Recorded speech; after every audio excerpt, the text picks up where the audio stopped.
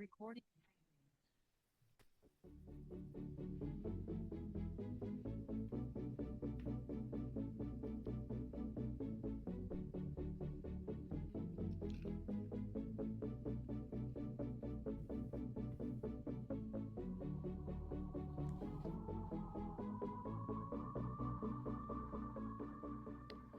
Welcome, everyone, to the Senior to Seniors podcast.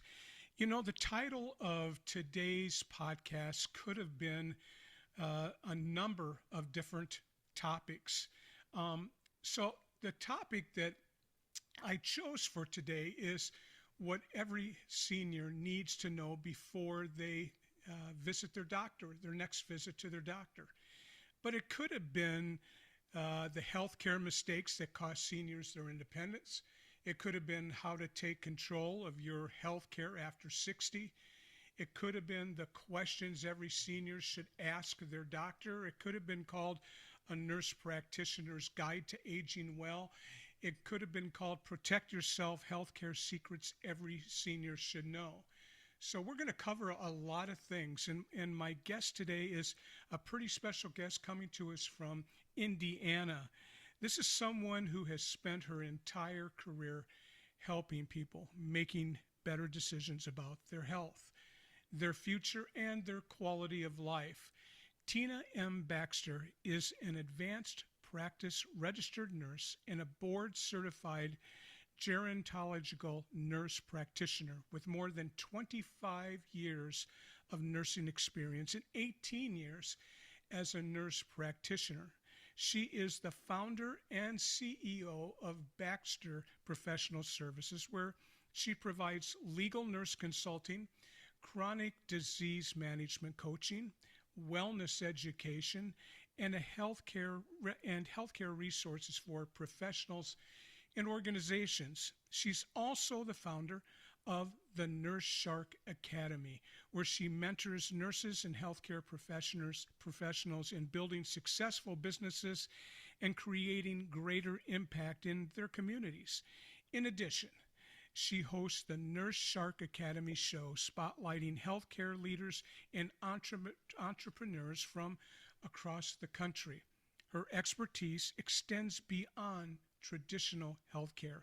Tina works with attorneys and insurance professionals to analyze complex medical records, helping uncover critical details that can make a difference in legal cases. She currently serves adult and geriatric patients with a special focus on mental health and wellness. A nationally recognized speaker, educator, author, and healthcare advocate, Tina has contributed to Entrepreneur.com, The Minority Nurse, LinkedIn, and numerous podcasts and media outlets. Tina is deeply involved in community service and remains committed to improving the lives of seniors, their families, caregivers, and healthcare professionals alike. Today, we're going to explore what every senior should know about navigating today's healthcare system, avoiding common medical mistakes, managing chronic conditions, protecting their independence, and becoming their own best healthcare advocate. And we're going to do that in just 40 minutes to an hour. Um, so please join me in welcoming Tina Baxter. Tina, welcome to the Senior to Seniors podcast. Thank you. Thank you so much. Thank you for having me. Boy, you have such a diverse background, and you know I have never worked with a nurse practitioner myself that I can think of, or at least a registered that's a registered nurse and has such a background. Tell me a little bit about what a geriatrical nurse practitioner does. How are you different than the normal person out there? Well, as a nurse practitioner, my focus is on the older adult populations. And Okay. fortunately, I'm becoming one of those people that I've got my AARP card and Ooh, well, welcome to the yeah, club. I'm starting to get my senior discounts. Okay. Yeah, yeah. Um, but I especially focus on the changes in the body that happens as you age and recognizing that because not everyone understands that your body changes when you get older. You're no longer metabolizing things the way you used to when you're 20 years old. It's sort of like a nurse that would specialize in pediatrics, right? We understand about the kiddos, you know, you can't give them the same dose of medications as adults. Well, the same happens when you get older. You might need to make some adjustments in your medications because your body just doesn't metabolize them as well. And so, having someone that's well versed in what happens as we age and how to help us to maintain our well-being is, you know, very much needed as we all get older. And we're seeing that a lot of that baby boomer generation has gotten older. And so who's going to be there to help take care of them is someone, you know, someone who specializes in geriatrics. Yeah, so you're not a doctor, you're a nurse practitioner, but Yes. it's seniors are your focus. So I Hmm. think you probably have a different kind of perspective and knowledge that the general MD might have. You are on the inside of things where a doctor covers a lot of different things from all age groups. So you really focus on seniors that can help them answer their questions. So the title of the show was talking about what you would ask your doctor next week. If you had to, a doctor's appointment coming up, which most people in this podcast will have, shortly. We all have our 6 month exams, and if we're on Medicare, we have those exams and so forth. So, for our listeners listening, what should they do before, during, and after their visit with their doctor to get the best possible care? Well, one of the things I noticed with working with older adults is that as we get older, as we age, there may be some chronic health conditions that come up. So we're put on medication to help manage those symptoms of those conditions. And then we collect what I like to call our team of specialists, right? We get a doctor for everything. Yeah. And so when you're going into your primary care provider, your family doctor, and you're going to see them or your nurse practitioner, bring in every medication that you are currently taking, including your supplements, Okay. and ask them, should I still be taking this? Hmm. Is there something I can safely stop taking? Because polypharmacy is what we call it, you know, multiple medications is five or more medications, right? Yes. And I've seen that so many times. So, for example, I had a woman come into my office. It's the first time meeting her.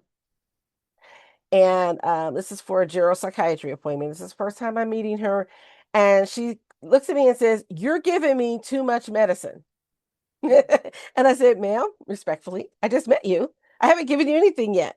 Yeah. What are you talking about?" So she proceeds to hand me 4 pages of medications that she's taking.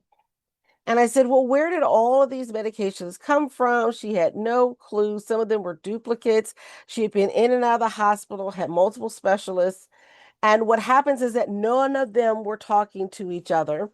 Yeah. And so, because I am a nurse, Yeah. and my specialty is geriatrics, I said, okay, this is what I'm going to do, even though, you know, it's probably as a specialist, it wasn't my in my job description to do, right? I Hmm. said, this is what I'm going to do. I'm going to have you sign a release for every last one of these doctors, and I'm going to request all of your medical records. Hmm. And Hmm. I'm going to comb through your medical records and figure out where all these medicines came from. So I took a couple of hours to do that. I got the information. I went because I'm very good at doing medical records reviews. Hmm. It only took me a couple hours. I went through all these medical records, found out who prescribed what and when, created a chart for her, handed the chart back to her at her next appointment and said, okay, here's where you got this medicine. You got this when you're in the hospital from Dr. Z. Dr. Z started this medication, but when you went back to your primary care, that your insurance company changed it to this medication, which is the same thing but a different name. So you're taking 2 duplicate medications. So you need to go back and find out which one they want you to take. And so we went through all of her meds, We got her down to one page of meds and said, by the way, I'm only going to give you two. That's all I'm giving you. Okay. Mm-hmm. Mm-hmm. That's it for me. But she was so appreciative because no one took the time Yeah. to go through all these medications. So that would be the first thing I do. Bring in all your medications, bring in all your supplements because you don't know if your medications will interact if you're taking a supplement. Here's another Mm-hmm. personal story. Mm-hmm. My mother, at the time, was having a lot of joint pain, so she started the uh, glucosamine over the counter and all that stuff for her joints. She wanted, do that. Well, she was also taking warfarin, which is Coumadin, which is a blood thinner, not realizing that they interact and it caused her blood to get too thin. So suddenly she's getting all these bruising and she can't figure out what's going on. And looked at her medication and I said, well, this medication interferes with your warfarin. So you can't take that. But it was helping her joint pain, but it was causing other things. So you need to make sure that if you're taking things over the counter or from, whatever, you see your herbal supplements, whatever, make sure that they don't interact with what you're already taking. So those would be some of the biggest things I would ask is going through those medication lists and eliminating the things that you don't need. Because again, as we get older, our kidneys can't handle as much as they used to. Our liver doesn't detox as well as it used to. So you may not need all of those medications. And if we can get, my philosophy always is less is more. And if we can take less medications and do things more healthily and with your diet and exercise and things like that, let's go the wellness route as long as we can. Yeah, and I'm guessing you're the expert here, but I'm guessing medications and taking too much or not enough or not the right combinations and so forth is maybe the number one problem that seniors face in their lives. Would you is it that dynamic of a thing? Yes, yes. I've Mm-hmm. had unfortunately, I had a couple patients that accidentally took too much of their medications. They may have forgotten they took it, they took it again, or they stacked their medications and it doesn't clear from their system fast enough. So I had a patient that would take their blood pressure medicine and said, "Oh, I forgot my blood pressure medicine this morning. So why don't I go ahead and take it right now and I'll just double up on the dose tonight."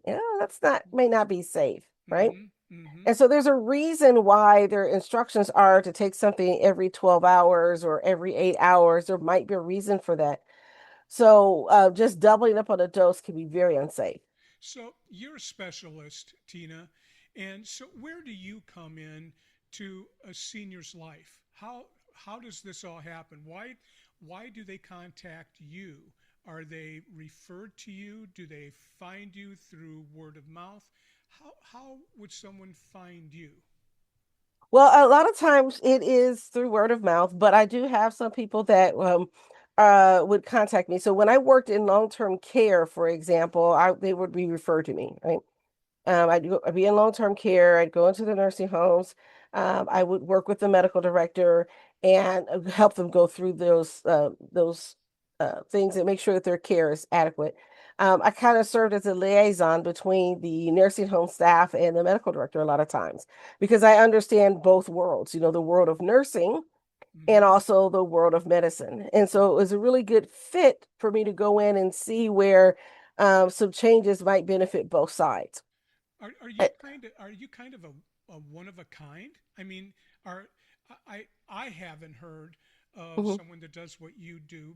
So tell me, are people like you very rare or It is very hard to find geriatricians. These are mm-hmm. medical doctors that specialize in older adults, Uh-huh. and geriatric nurse practitioners that specifically work with nurse practitioners. I mean, with older adults. So there's a lot of switching to an adult gero motto where it's like you see adults and geriatric patients. But they're now seeing a need for that. A lot of your internal medicine doctors will take the older population, but when you're getting into, I think of people that are the oldest and sickest, sometimes it takes somebody that's really trained Yeah. and dealing in that because, for instance, the type of patients I would see in long-term care would have diabetes and high blood pressure and heart failure and renal failure and wounds all at the same time. Sure. And so if you're not well versed in taking care of those things, it's really hard to monitor and stay on top of all the guidelines and everything that you need and to make sure that they get the best care possible. So it's helpful to have someone who understands older adults working with older adults. Yeah, it's a great point and something, I have never really given a lot of consideration to, but as I get older, I can see, how it's necessary and very important. Just like I had a special doctor for my children when they were young, Yes. right? It's Mhm. the same, just in reverse.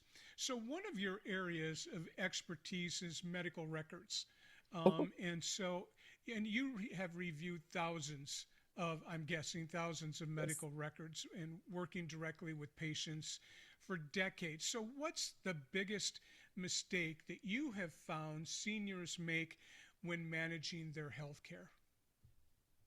I think one of the things is that we tend to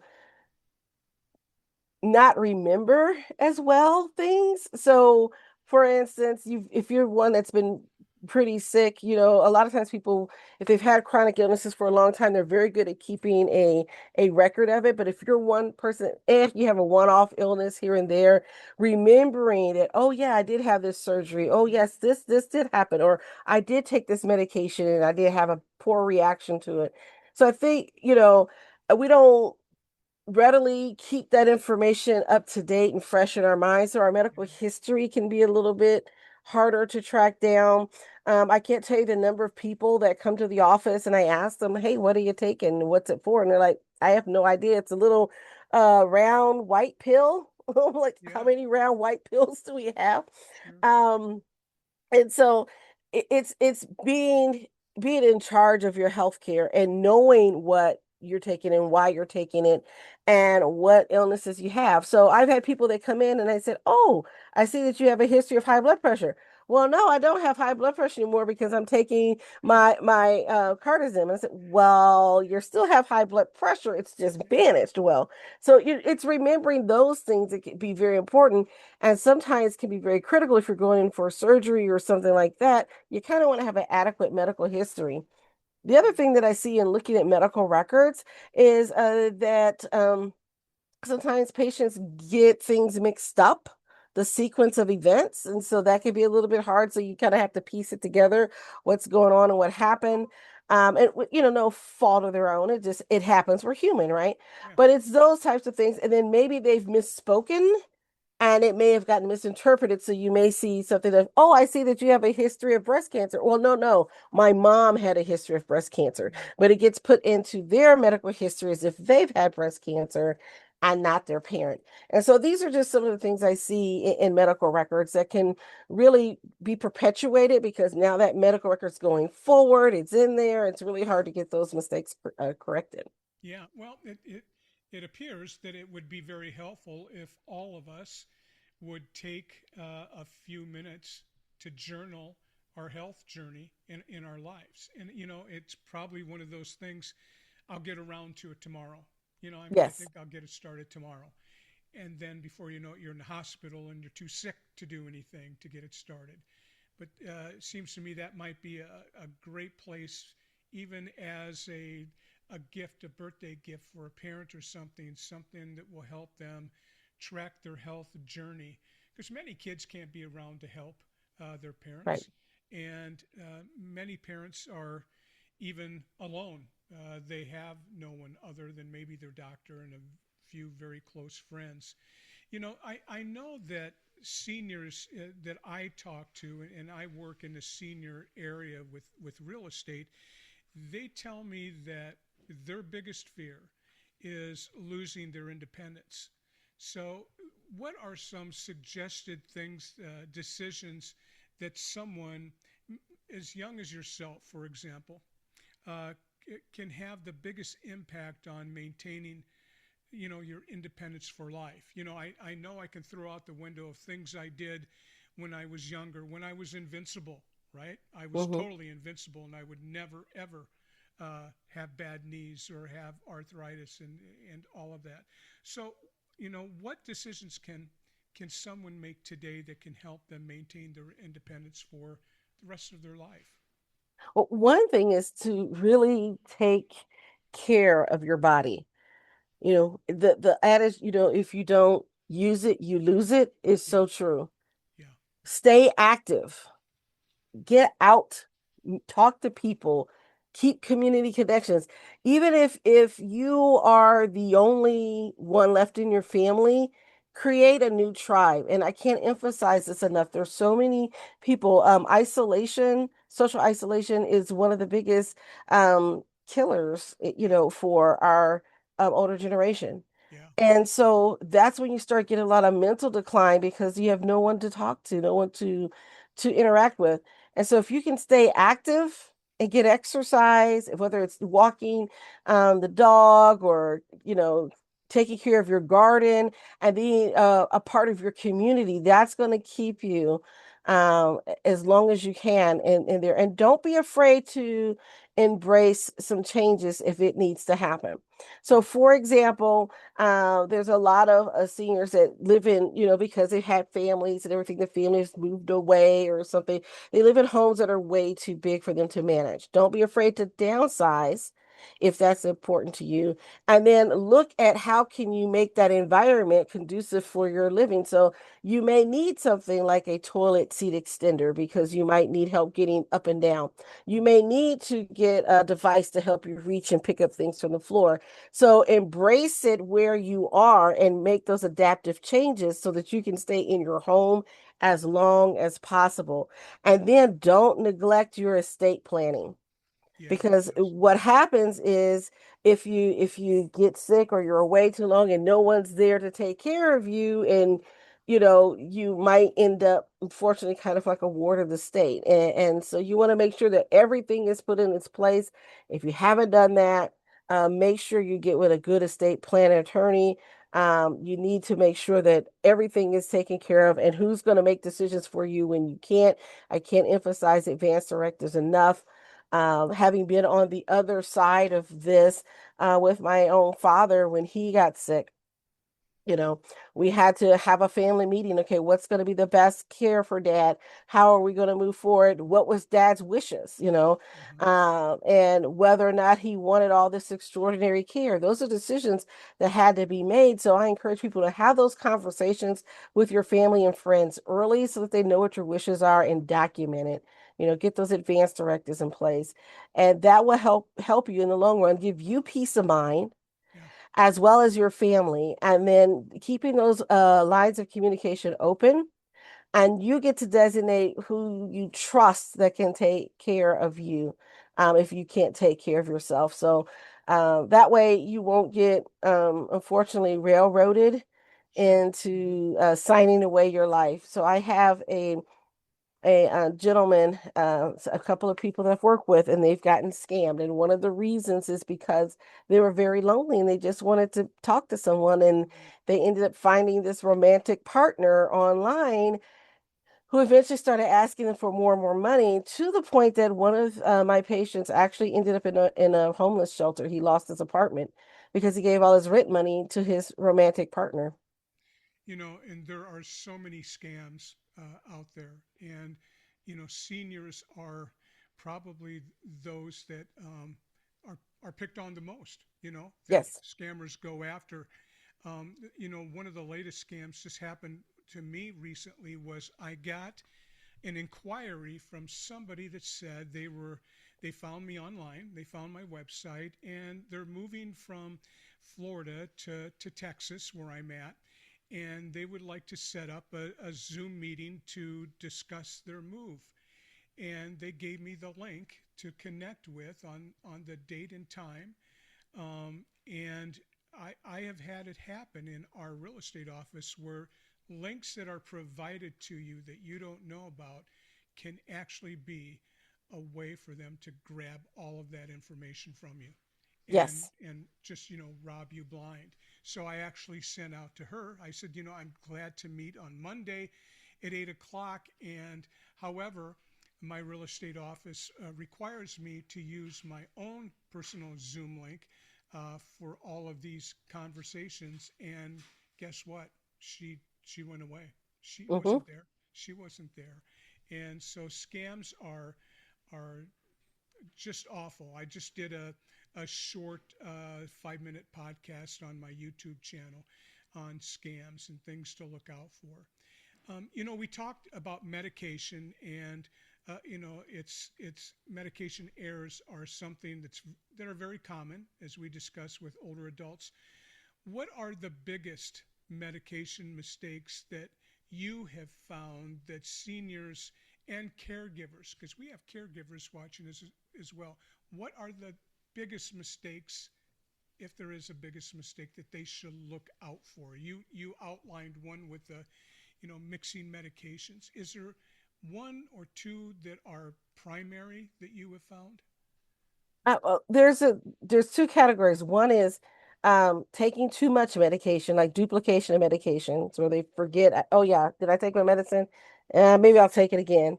And so there's that. And then there's the other where you forget to take your medications for several doses.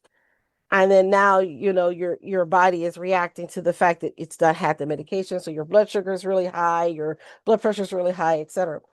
And so one of the things I advocate for is making a little pill minder. You get those, you go down to the CVS or Walgreens and you get this little pill minders and you set your pills up so that you'll know if it's empty, I took it. If it's not empty, I didn't Yeah, take it, right? yeah. And so those are just little cues. Or you can set it up with your pharmacy. This is really great. A lot of the pharmacies now will do little pill packs. Well, Mm-hmm. they'll package in your medications. If you take the same things routinely, they'll package them all in little pill pack. You just rip off the pill pack for morning and for evening. It makes it really easy. They're all there, and it tells you what medicines are in there, the doses, what color they should be, so you know you're getting the right meds. You can see it right there in the little pill pack, and it makes it so much easier for Mm-hmm. people to manage their medications if they're having trouble with all the different pill bottles. And now, of course, you got the child-proof pill bottles that might be a problem getting open if you got arthritic hands. You can't ask them to not put child-proof Yeah. pill bottles on there, caps on there. But if you've got grandkids that are over and you're kind of worried about that, you might want to have them package it in a different way. And so it's either too much medicine or don't take it at all. And not following the instructions and adhering to the instructions and asking why it's that way. So for example, I have some medications that I prescribe for some of my clients, and I say, okay, these medications are for your anxiety. You take it when you need it, right? Mm-hmm. If you don't need it, you don't have to take it. Mm-hmm. Well, sometimes they'll take it, and when they need it, sometimes they won't, sometimes they wait, and so it piles up, and now you got all this medicine that you're not taking, and as a prescriber, we don't know unless you tell us you're Mm-hmm. not using it. So I ask you, hey, how much have you been taking? Are you actually taking this medication? Well, I haven't really taken it. I'm not. I said, if you're not really going to need it, not taking it, why are we giving it to you? Why are you spending the money and the expense? So that's called a deprescribing. So sometimes we'll go through it and kind of cut down on the pill load. Sometimes people just get tired of taking pills, Yeah. just get tired of it. Yeah. And so they stop taking their medications, and then the next thing you know, their blood sugar sky high, and their cholesterol's out of whack, and they're having all these headaches and they're not feeling good. And I said, well, maybe we should get you back on your medicines.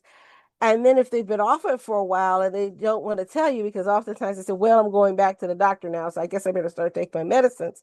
Well, what they may not realize is that the medication may have been gradually introduced and dosed and up to a therapeutic level. And so if you just restart at that high level, that may also cause some additional problems. So it's medication adherence is one of those things that I think is the biggest problem. It could go either way, either taking too much, taking not taking it at all, or not taking enough.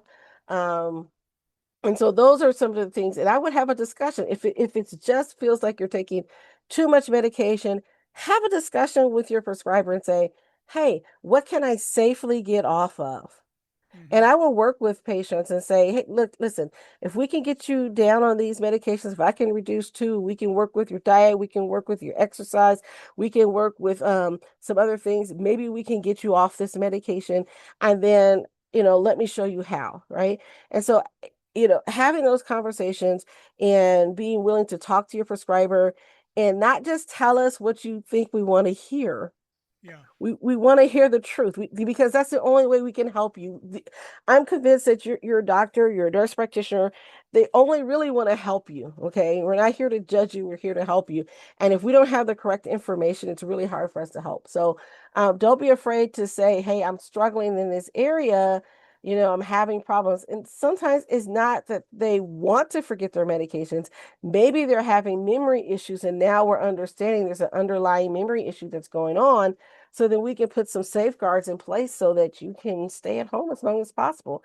Can we do a pill reminder? Can we have the pharmacy maybe send your meds once a week instead of every month? You Mm-hmm. get 90-day supplies. What is it that we can do to help support you?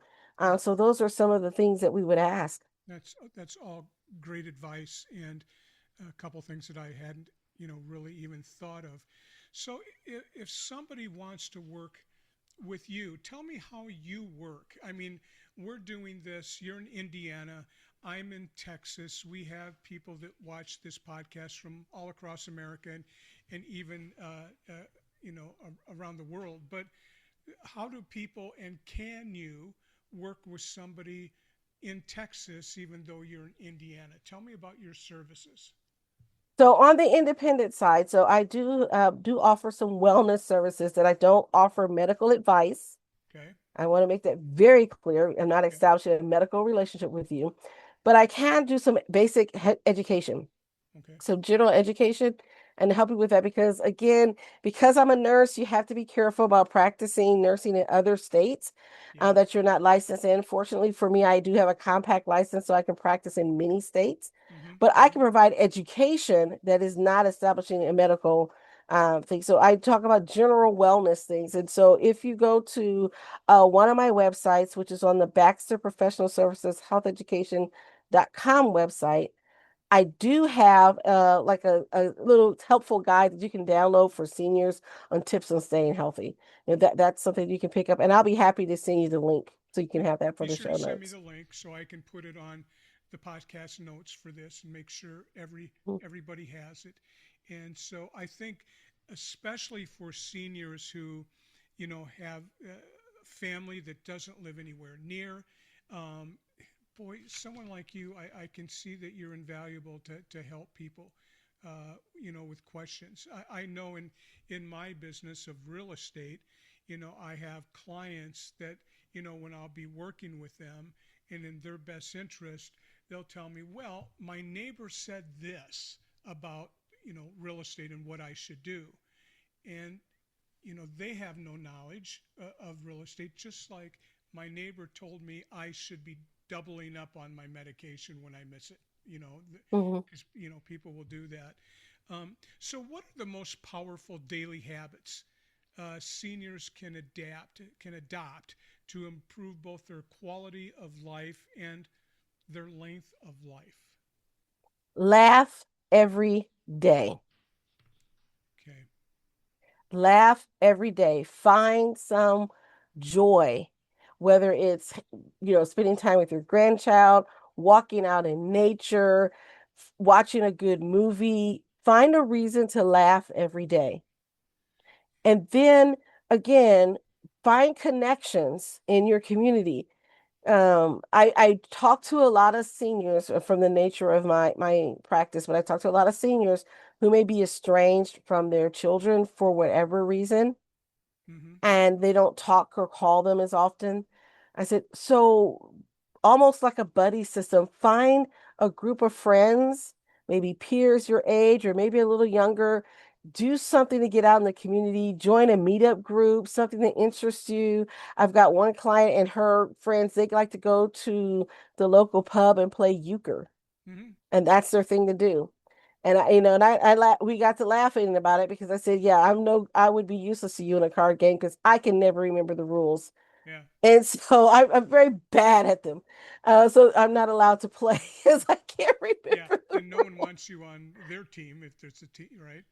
Yeah, but I'll play Uno or Monopoly though. I'll do that, So find something that interests you and find a group of friends that you can be with. And even if you're, for whatever reason, maybe you can't get out as easily, find an online community that you can talk to people. Find somewhere where you can get some connections. Um, and then if you're struggling, because I do work with a lot of people that are on fixed incomes and they're struggling, Yeah. if you can find a way to volunteer out in the community, like at your local food pantry or something like that, that also gives you a sense of connection, but you get access to valuable resources. Can you volunteer with Meals on Wheels? I was on the board for Meals on Wheels in Hancock County, and the fact that we were able to go out and visit people during the pandemic, even though you had to social distance, I helped deliver some of those meals, and it was so gratifying as a board member to get out and be able to do that and meet some of our clients in the community and making sure that they still had their meals, but somebody was checking on them. A human face was seeing them, especially during that critical time where everybody was isolating.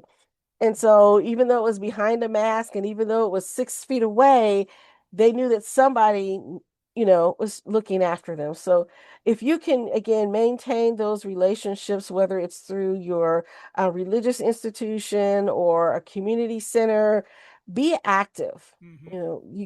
Don't stay isolated in your home. Be active as much as you can. And, I tell a lot of my patients, quit watching the news. Oh yeah. Yeah.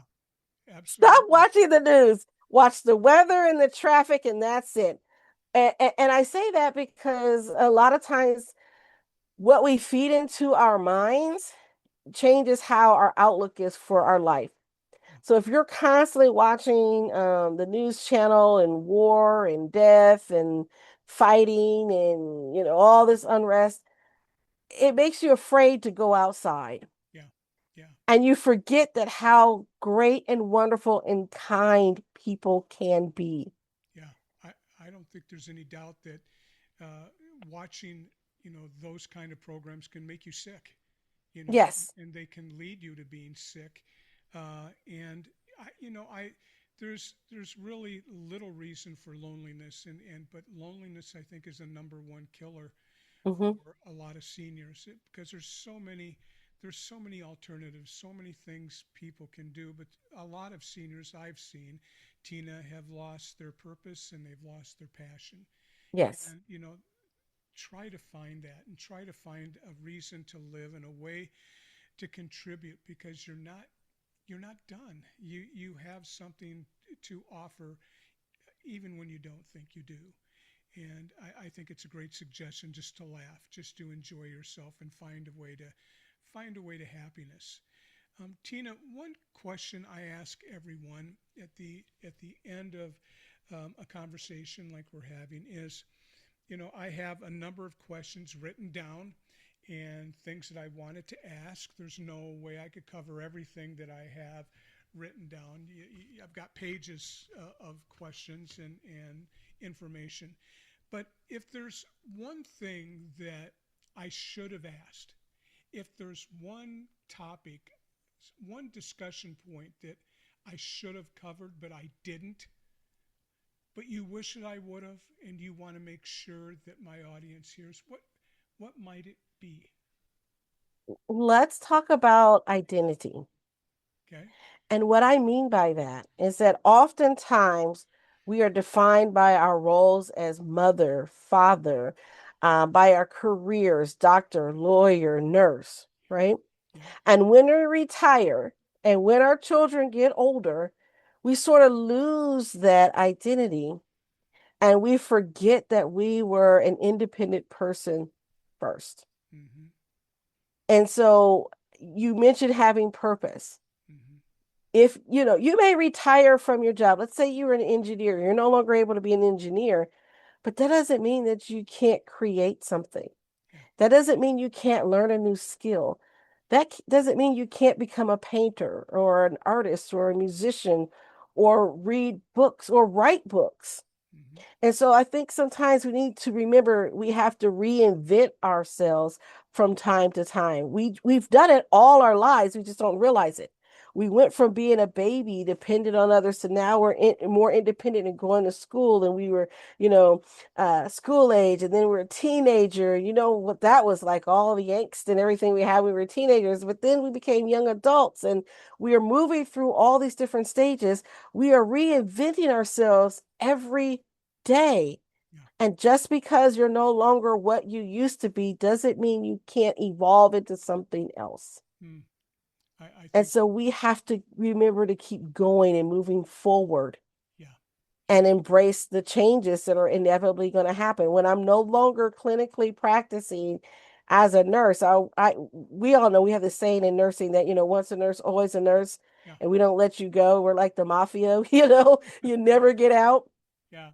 I've seen nurses who've retired from a full-time practice, but now they're going back and they're volunteering with the Red Cross, or they're working in for their food pantry, or they're joining community groups and helping in different ways, or there's a disaster that happens in their community. So many nurses came out of retirement during the pandemic and they're working in education and they're helping give vaccines and they're doing the things behind the scenes because they wanted to help. So find a way for you to reinvent yourself. Mm. And whether it's, maybe you can't physically do what you used to do, Hmm. but I bet you can do something else. There was a pastor that I heard about, and he had been a pastor, a preacher for most of his adult life, but he lost his voice. You know what he did after that? Mm. He started writing books. Hmm. He still kept his voice. And I think that we need to remember that we still have a voice and we should use it. Yeah. That is great advice, and something I haven't heard before. Reclaim your identity or find your identity, because it's not gone. It's just going to be different than what it was, when you were younger. Tina, thank you so much for being here today. And for my senior to senior listeners, I will put in the notes for this podcast how you can get a hold of Tina, how you can learn more about what she does and the contribution she's making to us all. And I hope you have the ability to reach out to her and can enjoy some of the tools that I know that she shares as the nurse shark. And Tina, thanks again for being here. I appreciate you. Have a Thank great day. you.